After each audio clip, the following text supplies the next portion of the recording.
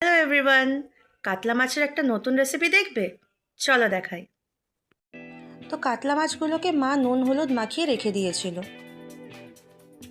এবার একটা কড়াতে সর্ষের তেল দিয়ে তেলটা গরম করে মাছগুলোকে এক এক করে সুন্দর করে লাল লাল মতন ভেজে নেব। ভাজা মাছগুলোকে একটা পাত্রে তুলে নেব। মিক্সারে আদা রসুন টমেটো বেটে একটা পেস্ট রেডি করব। ইপ্পি, পেস্ট রেডি হয়ে গেছে।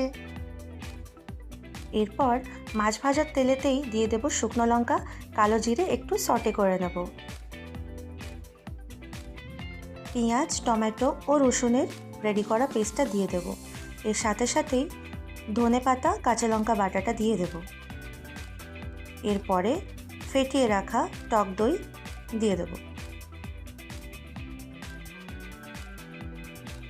সব মশলা দিয়ে টুক করে ভালো মতন কষিয়ে নিলাম। কি ফ্রেন্ডস, ভালো লাগছে তো? এই যা, জিরে মশলা তো ভুলেই গেছিলাম। যাক বাবা, জিরে মশলাটা দিয়ে দিয়েছি। এবার মশলাটাকে কষিয়ে নিয়ে ঢাকা দিয়ে দেব।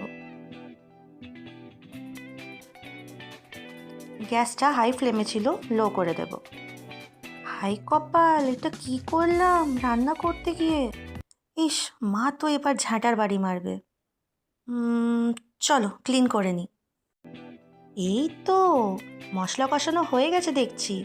জলটা ঢেলে আরও কিছুক্ষণের জন্য ঢাকা দিয়ে রেখে দিই। মশলা তো কষানো হয়ে গেছে, তেল ছেড়ে দিয়েছে। এবার এতে জল ঢেলে দিলাম।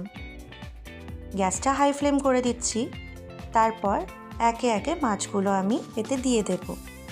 যতক্ষণ এটা ফুটবে 10 মিনিট মতন রাখবে।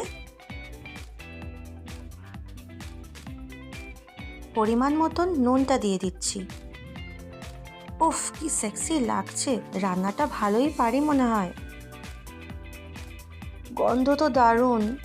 উফ, দেখতেও সেই হয়েছে। তোমরা জানিও রেসিপি কিরম লাগলো। দেখা হচ্ছে নতুন একটা ভিডিওতে।